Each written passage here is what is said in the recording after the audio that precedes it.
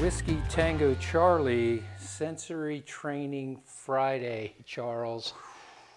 Huh? Gosh, Troy. I mean, could any more stuff happen like today and tomorrow? Really? Cinco de Mayo, yesterday was the 4th, be with you. I mean, and then we got Kentucky Derby, the Wells Fargo Championships in town for us, here in Charlotte. I mean, gosh, what is it what can I just got back from the beach of a week being at the beach, so shut I'm up. enjoying the great weather, right? Yeah, I know, yeah. And let's be honest, Cinco de Mayo, come on. Like, Mexican Independence Day is in September. And to my Latino friends that I talk to, they're like, yeah, Cinco de Mayo is like, go support your local Mexican restaurant. Yeah.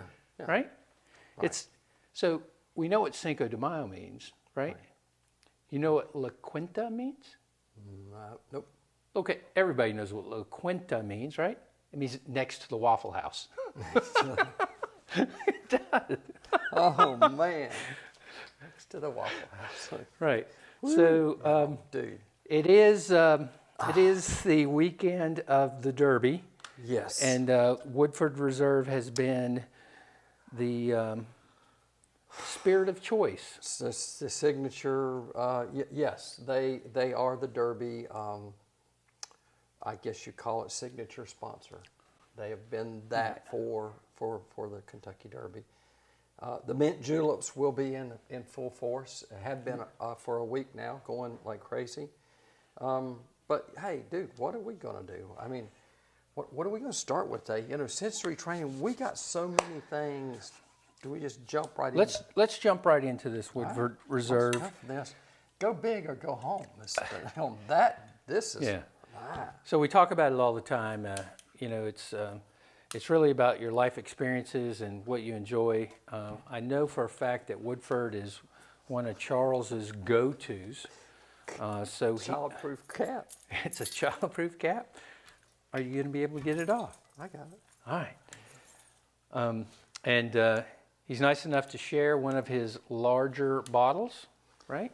Because if you're collecting, right, that's not a good thing. Bourbon is meant to share. The lifestyle is meant to share. And we get to jump into well, if Charles can get it open, into a very large bottle. How you like that pop? I know for a fact that plastic right there is going to spill and make a mess. Look at that. That was a cork pop right there, buddy. Yeah, that's like a Mickey Big Mouth.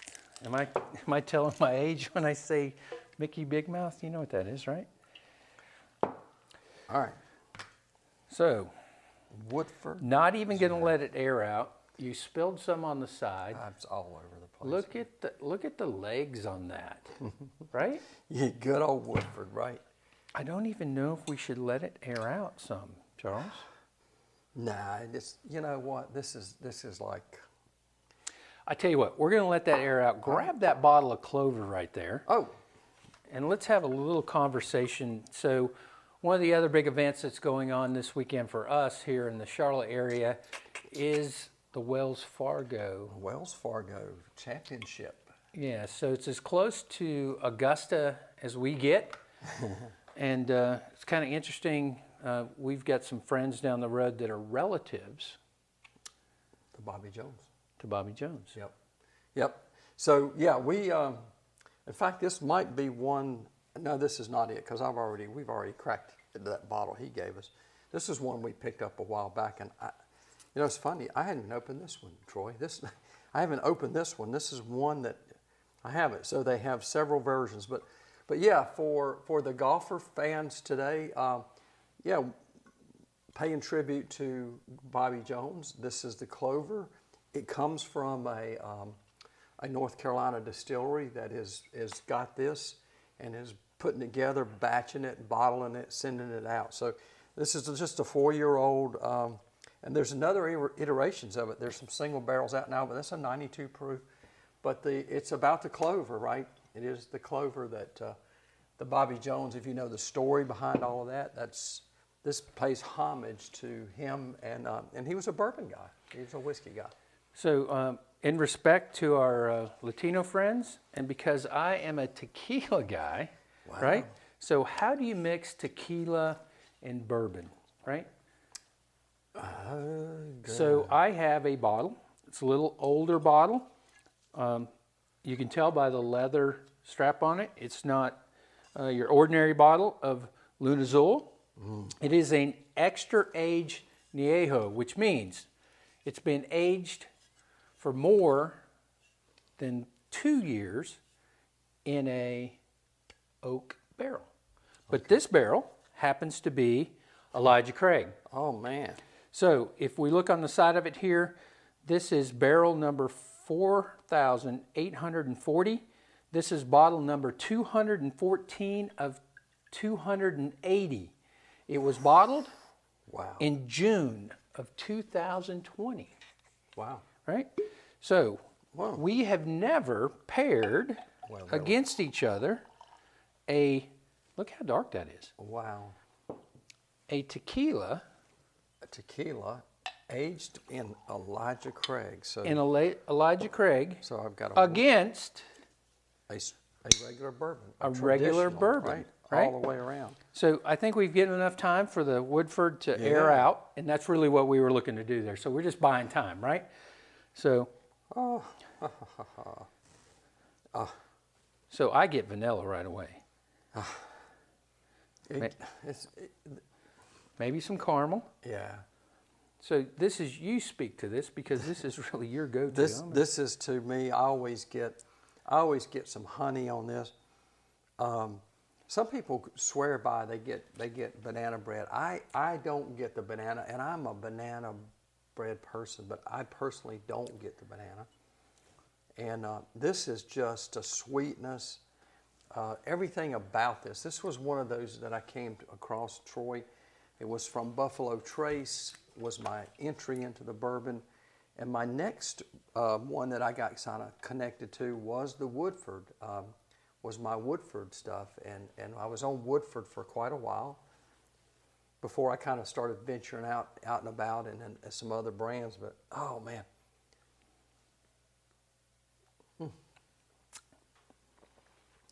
So it's always 90.4. It's always smooth on the palate. It is just the signature of the Woodford. You always open this bottle and you know exactly, there's no surprising here. You're going to get something that's good on the palate. This one, the first sip was like across the whole middle. So this will probably be the first time we agree to disagree. Okay. Right? So I'm a rye guy. I don't have a lot of Woodford Reserve in my cabinet. I do have some. I'm more of a rye kind of guy, and it really sticks out here because right now my entire palate is coated. To me, it's very oaky, very woody, right? It has some. I'm not going to tell you I don't like it. I'm just going to tell you it's not my palate. So it's interesting because this is a rye. This is a rye blend, right? It's you can consider it sort of a mid-level rye, if you will. It's probably it's about 18% is on the mash bill. So you do get a little bit of that spiciness. See, I'm not picking that up, brother. Right. Wow. I got no banana. No, I don't get the banana. I got no spice. Yeah. I know I don't have the COVID. Yeah. No. Right? No. But this is I know a lot of folks and I for the Kentucky Derby, I mean I understand that, and they think the mint juleps. This one for me doesn't really make the best mint julep. I mean I enjoy them and I think they're good, but there is some other ones out there that I do some mixing with that do better. But this is one of those, hey, it's going to be what you got, right? So what'd you say? 18% rye? The rye in the mash bill, yes, an 18% rye, yeah. That's unusual, but probably not high on the barley, Yeah. right? Yeah, no. So the barley kind of smooths it out a little bit. Right. Right. We do know it's at least 51%, so it's probably in the 70% range of corn. I would say, yeah, I would say 70 plus anyway. You know, it's in the low 70s, but 18% of it is rye. I know it's a rye blend. So, It's not a bad pour. I'm just saying this is not going to be my go-to. yeah, and this does. I mean, I think you're right. I think the fresh open, a fresh open bottle like this, I think it does get better after it's opened and sits on the shelf a bit. That's a good one. So we'll come back to that one, right? I kind of feel bad because I got to believe that Woodford is probably a lot of our followers enjoy Woodford. I know that I've met some people, Charles, this weekend from Canada. Right.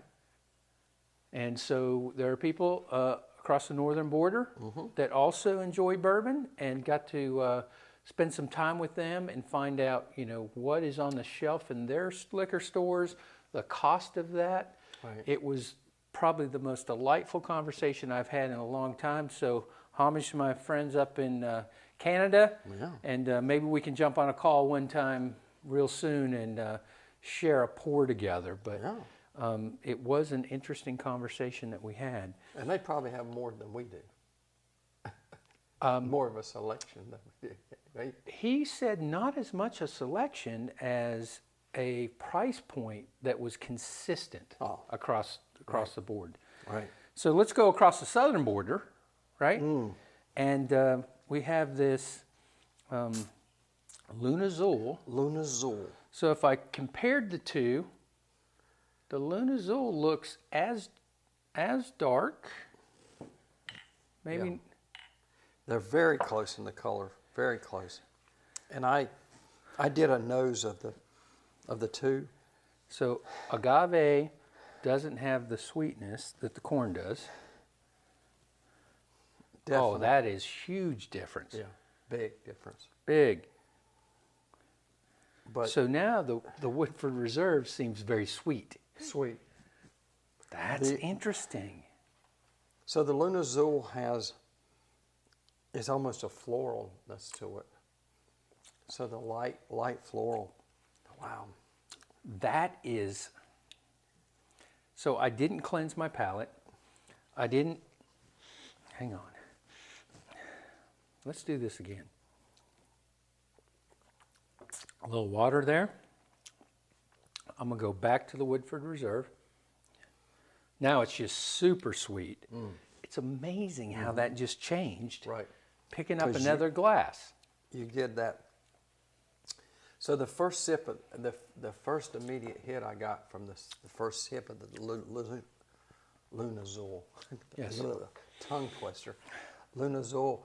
The first little hit I got was just as soon as I took the swallow, it almost had a mintiness to it. But then it settled into, and it couldn't decide whether it's going to be minty to a little spicy, and then you get that agave, the sweet agave finish to kind of, it just happened so quick. So that was the first sip. I got to get another one to kind of see what happens, because So I did a back-to-back, and that is the most amazing thing. back to back. I think this was a good thing, right? Kentucky Derby, Cinco de Mayo. Here we go. No, so second sip.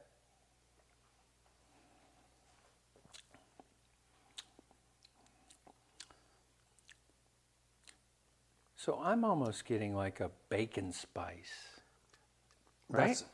That's what I'm trying to. Is it minty? Is it a type of something in the spice world for baking?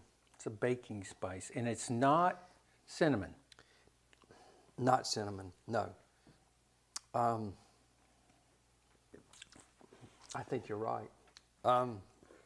So I'm a big tequila guy, as most of you probably know. I enjoy tequila probably more than I do bourbon. It's just neat to pair them against each other. I wish I could say definitely. I wish I could say definitely that the Elijah Craig was influencing this, but I don't. There's the remnants of that bourbon there, but it's so soft and it's so in mix in the background. It's really interesting. It's settled in. I've been second sip and I'm third sip. Here we go. So these are sips the size of an M&M, Yes.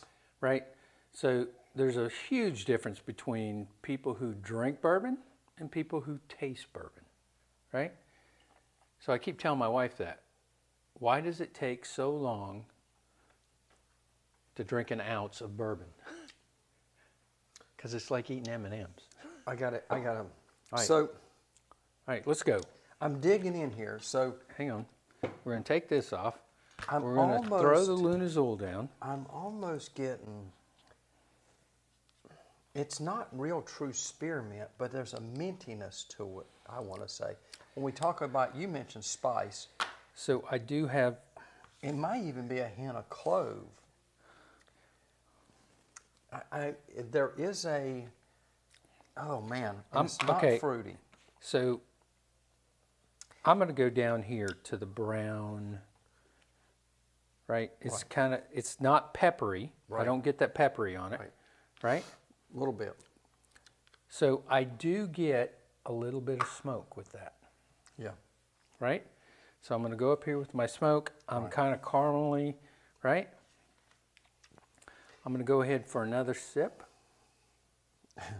It's funny, as I'm sitting here studying the wheel to try to figure out, and I think as it settled in, is it a hint of pine? Is that Is that the woody part? I'm trying to decide if that's the. If that's your palate. I'm gonna put a little bit over there. I mean, I get. Yeah, If that is your palate, that's what you're going to get. and I still get sweetness in this, and it's a honey sweet, but it's not a lot sweet. But not chocolatey. No. Right? It's a honey sweetness and that agave is aromatics. Maybe that's good. No grains, no malts, no cocoa, no rye. Fruits. I really don't get a fruit per se in this. Man, this is really good. I can't believe if I see this bottle, I'm gonna have to grab some of this. Whiskey Tango Charlie, Century Training Friday. We're breaking every rule that there probably is. If there were rules, we are definitely outside the box as we enjoy some great weather here in the South and also some great events. Well, If you've got a bottle, especially a big bottle, God, yeah.